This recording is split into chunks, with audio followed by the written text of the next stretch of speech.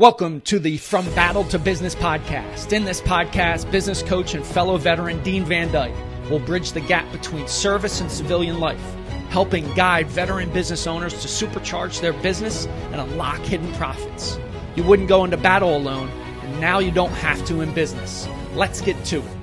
Welcome back. This is From Battle to Business with your host, Dean Van Dyke. And today I'd like to welcome Dana Shepple. Welcome, Dana. Thank you. Thank you for having me. Oh, absolutely. It's now that you've, I know you've relocated to Florida. It sounds like the kids are back in school. And one of the interesting things I read on your website is you describe yourself as living proof that you can change your life.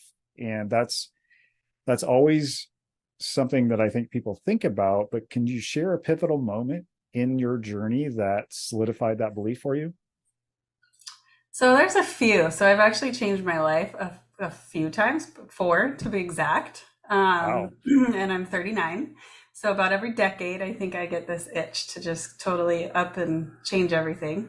But most recently, it was this big move and total life change. That I thought was going to be easy breezy. It's going to be awesome. Everything's going to be perfect.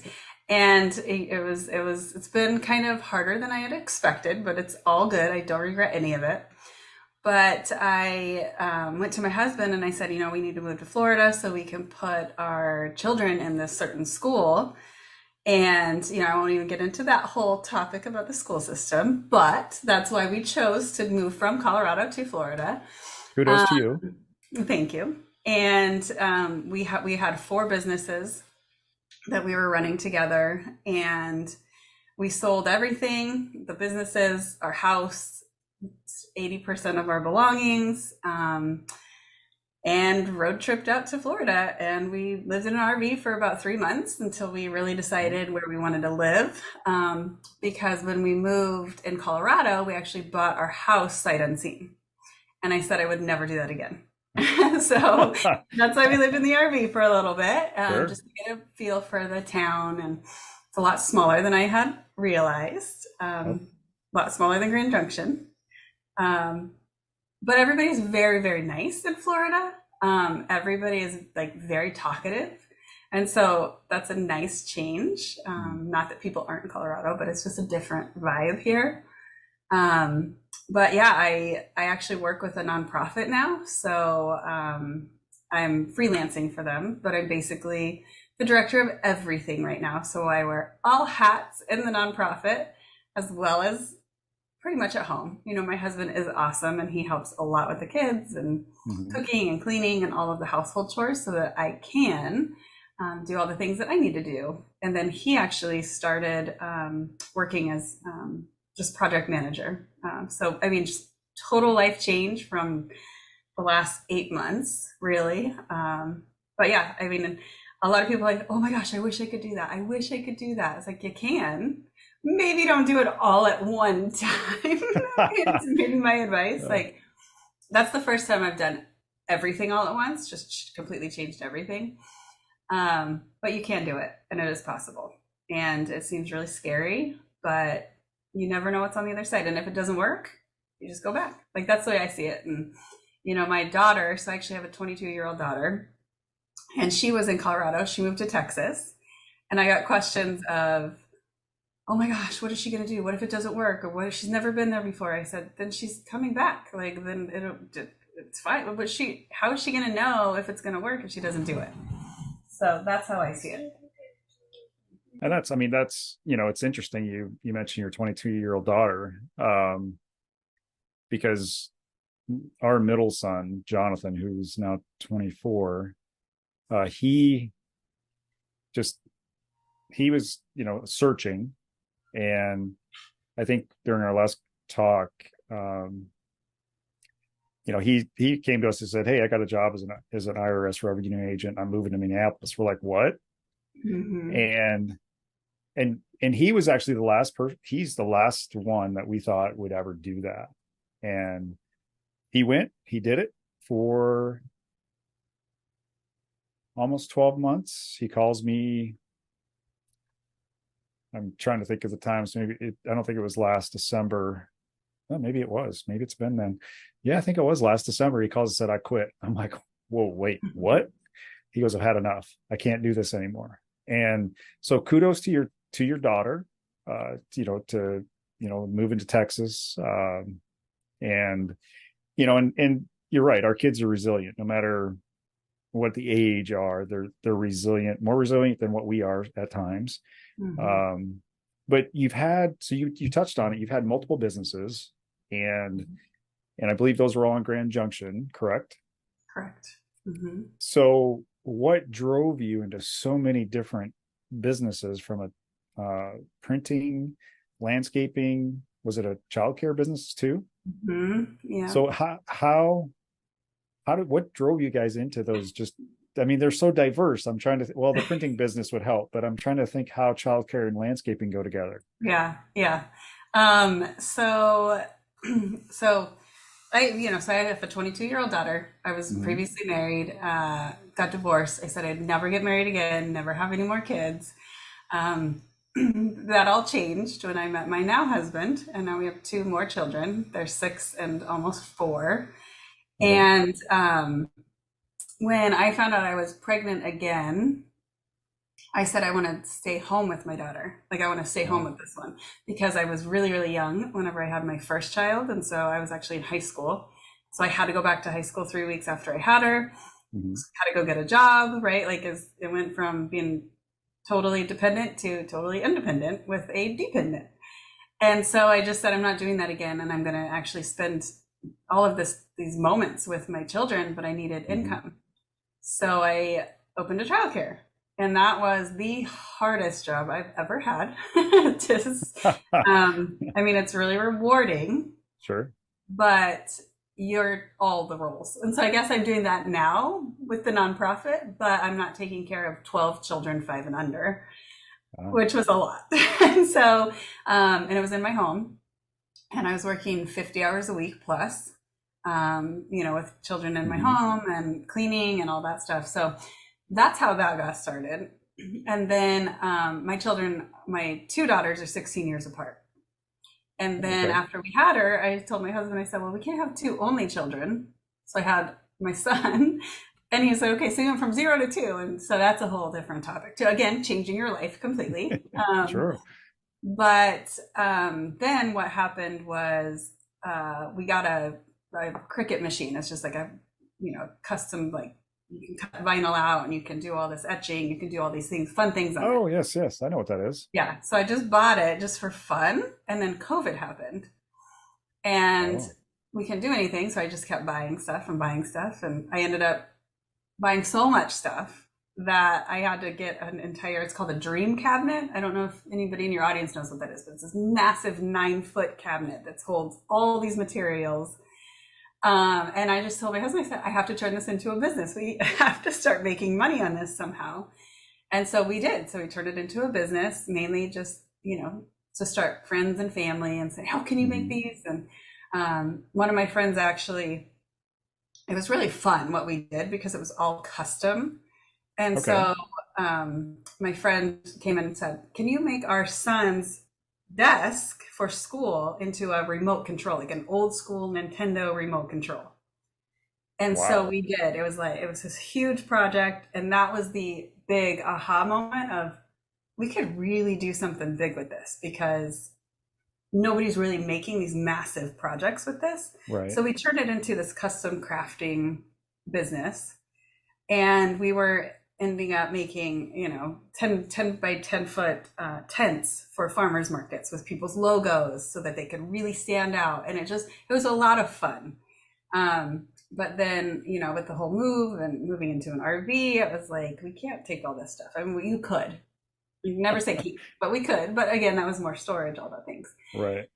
And then my husband it was sort of like landscaping. He actually worked on Facebook's Meta sites. So he maintained the sites. And so we turned that into a business. So it was basically everything we were trying to do, we just turned it into a business. Because it was just, and that's how it usually happens. I mean, you start doing something as, just on the side, or you start a hobby, and then it morphs into, you have that aha moment, and then it morphs into a business. And one of the things I found interesting, though, you mentioned that you enjoyed your businesses, but they weren't your true purpose. So help us understand how you discovered that true purpose, and what advice would you give to others searching for theirs? So my big moment that I knew it wasn't my true purpose was I was feeling very tired, right? At the end of it, it was not filling my cup up. Mm-hmm. And in order for me to be there for my family, for my friends, for these children I was taking care of, I had to be fully present and happy. And it was just kind of like at the end of the week, it's like, okay, what are we going to do? We're just going to sit down and be tired because we're so exhausted from this week. Right. You know, I had a house cleaner, which I will be getting another one soon because that is something I do not enjoy doing, is cleaning the entire house. But I did, you know, I realized like, okay, I started realizing time freedom as well as financial freedom, right? Just freedom altogether. I felt like, you know, I was tied to my home. I could not leave. Oh, okay. And so that was a big constraint on me. I'm just like, I need that flexibility. I need to call my own shots. And that's why I love working with this nonprofit, because I have that flexibility. And the co-founders are absolutely incredible women that I look up to, and they're very, very inspiring. And I can still do what I want. I'm meeting amazing people. I'm getting this freedom, financial freedom, time freedom. We have these really deep conversations. And that's really what I love doing. You can hear my children in the background. I can. No, I love that. No, I mean, that's what I love about doing these podcasts, because I mean, you know, the kids are welcome for sure. Because I mean, so you talked about your inspiration, which is phenomenal. I mean, you realized that what a lot of business owners don't realize is that I am burned out, or I'm tired all the time. And because really the time is managing them versus the other way around. And so kudos to you for realizing that's not who you want it to be. And you said it wasn't filling your cup, but it was pretty much draining your cup. And but now you're really focused on, so looking at the foundation, you know, the nonprofit that you're working with, you're really focused on building businesses specifically with moms. Tell us a little bit more about that. Yeah, moms, because I can relate to moms. I've been a mom for over half my life, but really just mainly women that are looking for more. You know, moms are very hardworking. You know, they can do a lot. They wear a lot of hats. They can juggle a lot, but it's also very tiring. And so finding that balance of, you know, I'm going to be present and I'm going to be here with my children, but how do I recharge my batteries? That was something I never did. And I'm still working on it. And, you know, so we actually moved on to a golf course, and last night somebody said, what do you like to do for fun? And I said, I don't know. It's just, I've been so busy. You know, you can forget. And again, I get in that rut of, oh my gosh, I'm so focused on what I'm doing, I'm not filling my cup. And I said, I really like to golf. And he said, did you forget where you moved? It's your backyard.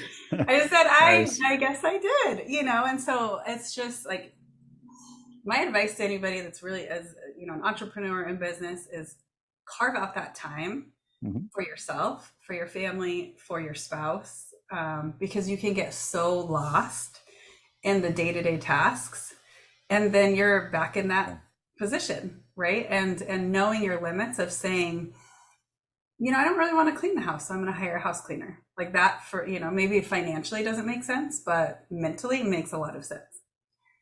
Well, and I think it's interesting you say that, because mental health is so important.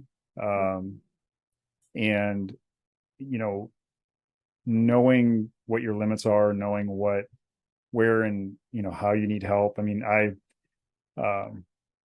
my bride, Maria, she was house cleaning was like, it was, I've got a funny story. I'll quickly recap it, but my brother-in-law came out to visit us, and And Maria's house was impeccable before we moved to out to Washington State. And funny thing, I don't know what it was a balloon. So we had a ceiling fan going, and he let a balloon go, my brother-in-law Rick, and it knocked so much dust off that ceiling fan.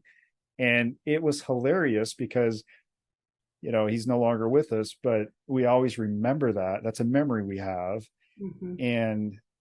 And so you're right. When you realize, hey, I don't enjoy doing this anymore, we have went through house cleaners, we trial and error, right? You got to find that right one, but it is such a time saver. And so it's great to hear that you didn't realize you lived on a golf course. But it was, so you talk about helping moms do this. Now, moms who are raising kids, that I agree with you on your website. It's probably the hardest job ever. And community is so important. And so how are you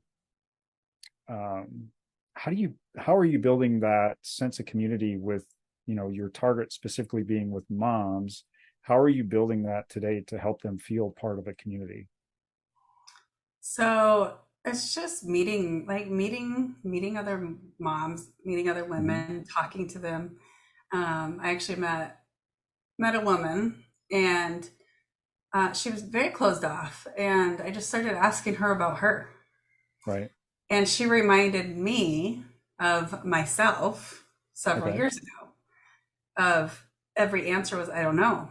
Like, what do you do for yourself? Nothing. Well, what do you like to do? I don't know. We get so lost in raising our children and getting in that cycle of, I have to be there for them. I have to show up for them. I have to do all this. And you're just doing everything for everybody else, that you totally lose yourself and the whole part of it. Yep. And I loved talking to this mom because she started lighting up. I was like, you gotta like something, right? Like, you gotta enjoy something.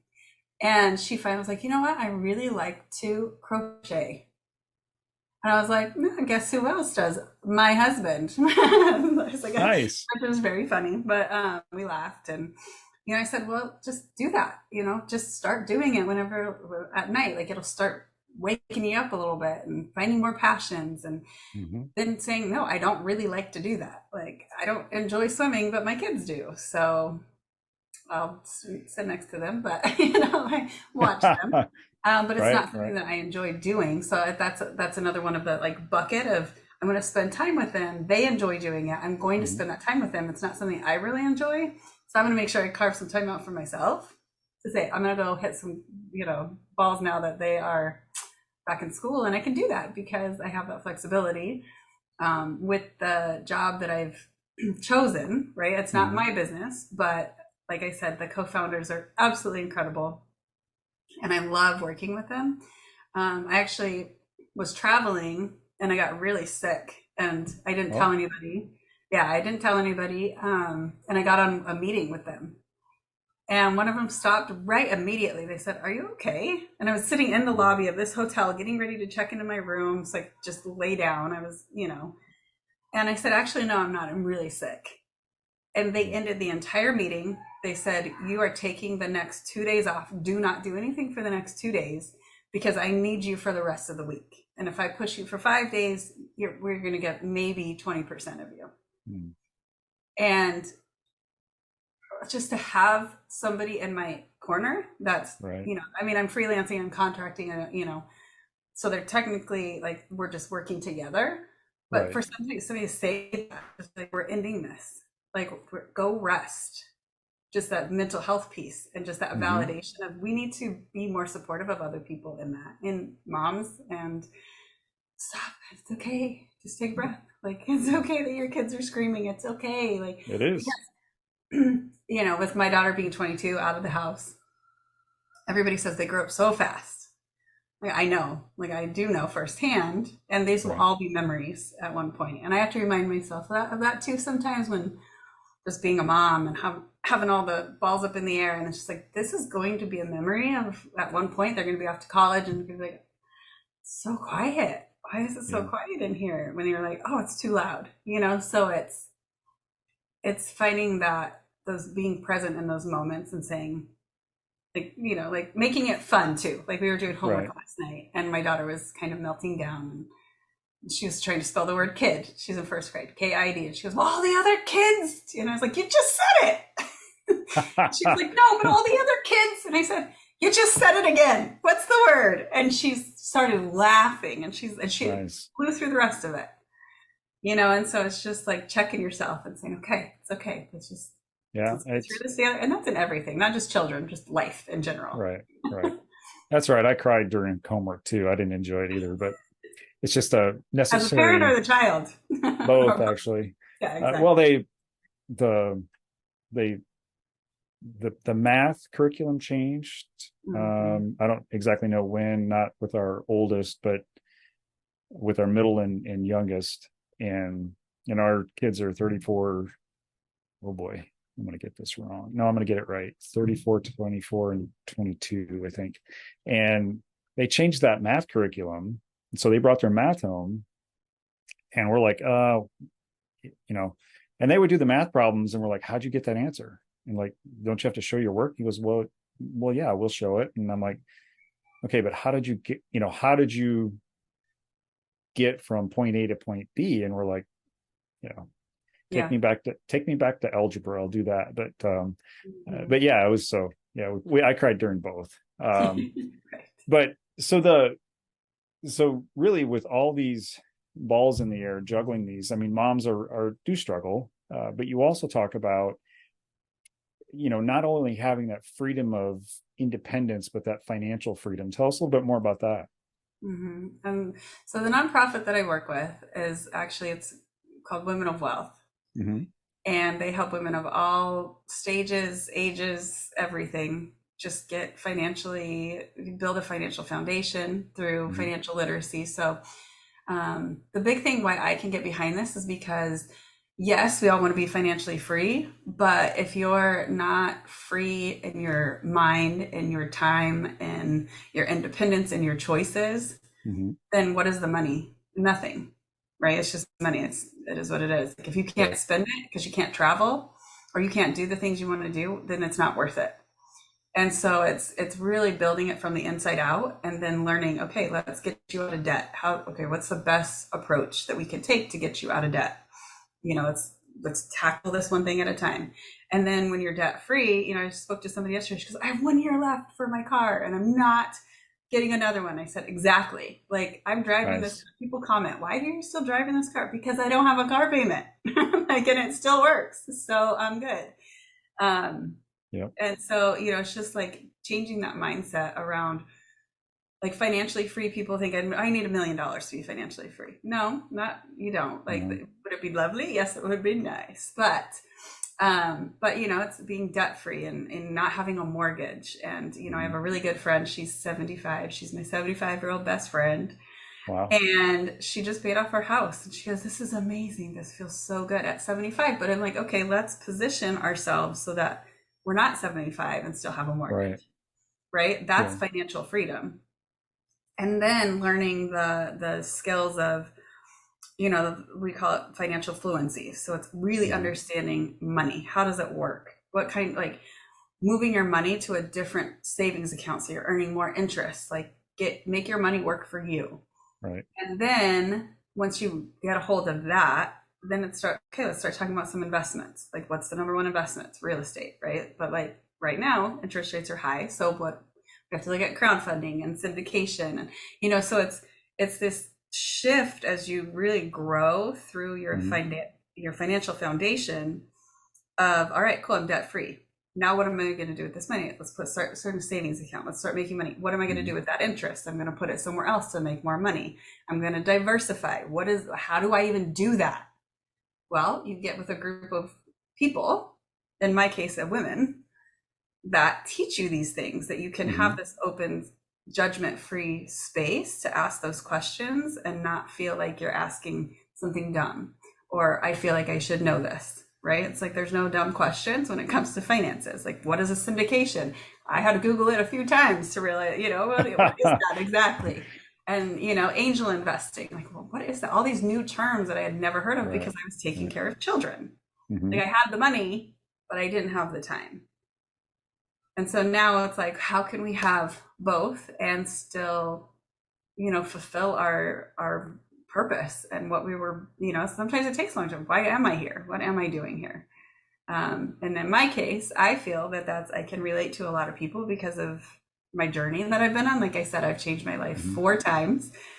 And actually, what made me come to that realization of this like lifetime type view is I was reading a book called the Midnight Library, and she had decided that that's not the life that she wanted, but she didn't know what life she wanted. So every time she went to bed, she opened a different book of her life, a different chapter of her life, and relived it. And the second she hesitated, she woke up, like she was done. And that was like, okay, that's confirmation that wasn't the path that you were supposed to be on. I was like, oh my gosh, I've lived 4 lifetimes. Like, I could tell you, I've been completely, not like a different person, but situation, Right. everything 4 times now. And looking back on it, I don't regret anything because I learned from each situation. Mm-hmm. And so that, so it's just kind of looking at it in that perspective of, like, you just don't regret anything, but you can change, you can morph, you can decide to do anything different, and to figure out your purpose, and to find, some people really love working at a department store. They love retail. Mm-hmm. They love working with people and shopping for their clothes. And, like, we need employees, we need CEOs, we need entrepreneurs, we need everybody in this ecosystem for everybody to work. And some people are not meant to be employees, and some people are not meant to be entrepreneurs. And so it's just finding that, and then just elevating that person in that position to just say, this is exactly where you're supposed to be right now. And if that changes, and that is okay. Well, and that's the thing is, I think a lot of folks don't realize that, most of us don't care for change. And so when we think about a major life event that's impacted us, we resist it, right? So because it's like, oh, let's change, or let's change, because we've actually started talking about leaving Washington State, and I won't go into all the myriad of reasons why. Probably similar to why you ended up in Florida, but it is that the minute I started throwing that idea out, I ran into a lot of resistance. And because it's for myself, change, with my various background and things that I've done, that's not how Maria has, went through life. I mean, she was a stay-at-home mom before she jumped into childcare and teaching. She had a childcare business, which she hated because she was just overwhelmed all the time. I mean, she was just, and you can't, like, you can't, she enjoyed the kid aspect of it. She didn't care for the business aspect of it. And so the minute Dean threw out, hey, what do you think about moving? It's like, so I should have taken a little bit softer approach, but so for the folks, so for women that are listening, feeling that overwhelmed, feeling alone, what would be your message of hope and empowerment to them? And I mean, you've been talking about that for our entire conversation, but what would you like to leave them with, and where, what would you like to leave them with?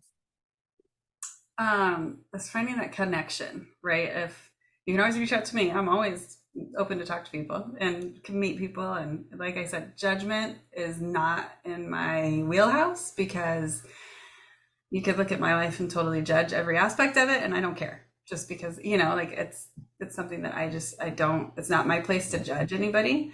And there's a higher power for that. Right, exactly. It's not my job. So I don't want that job. And actually, I made a lot of really good friends through the childcare, whether it was coaches or parents or, it's just, there's one girl that I talk to all the time that, I was there for her in a moment that she felt totally alone. And we became best friends in that moment.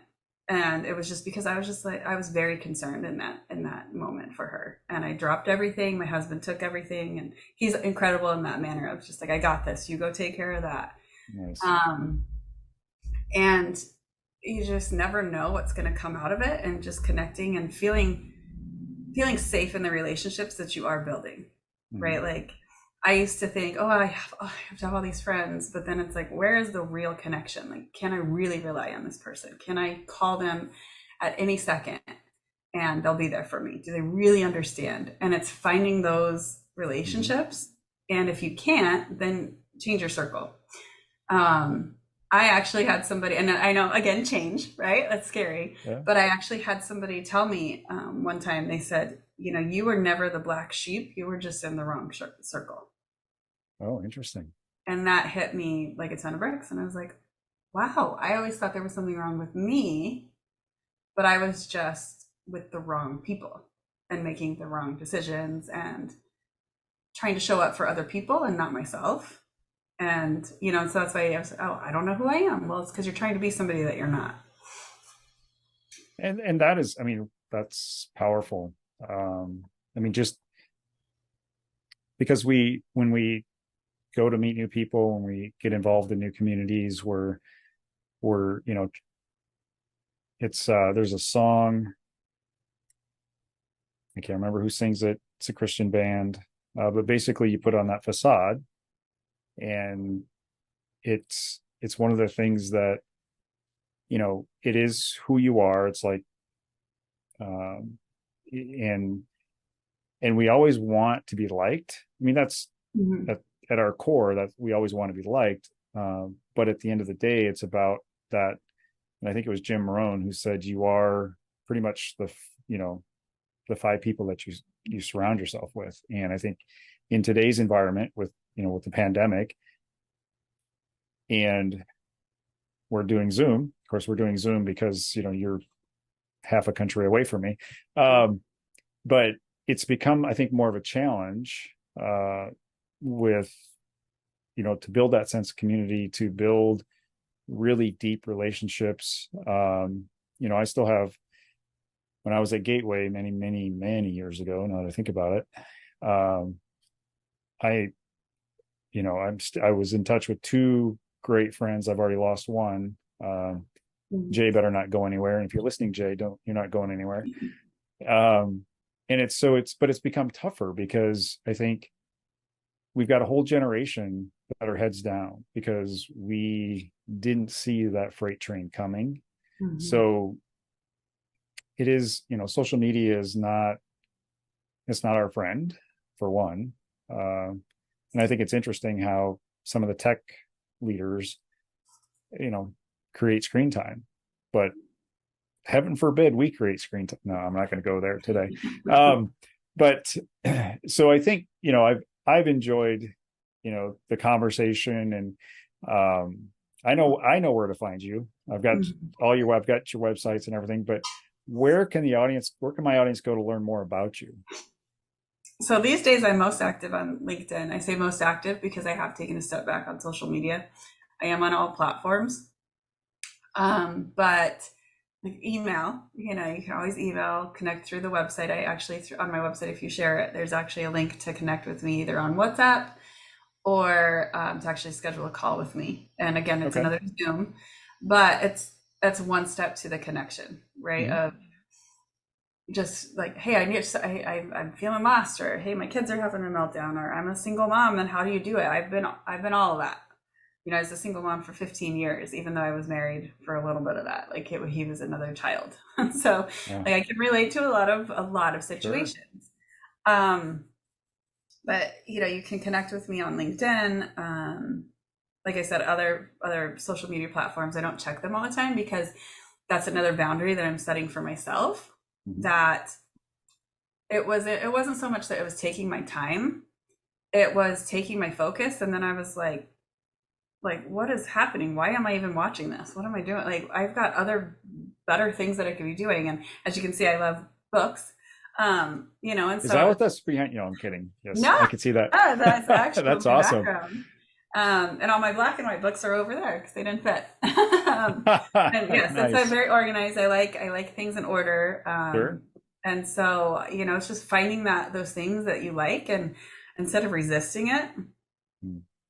this is just the way I am. Take it or leave it. And those are the people you got to have in your life. Like, okay, cool. Well, either I like you or I don't, but either way, I'm still going to be here. Right.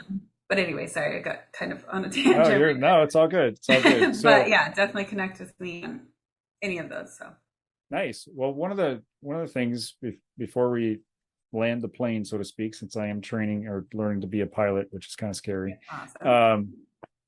So you love books, which is great. You can't see all my books behind me, but I've got a bookshelf over here next to me as well. And what would be your top 3 books that you would recommend to our listeners? That's a hard question because it depends on what they're looking for.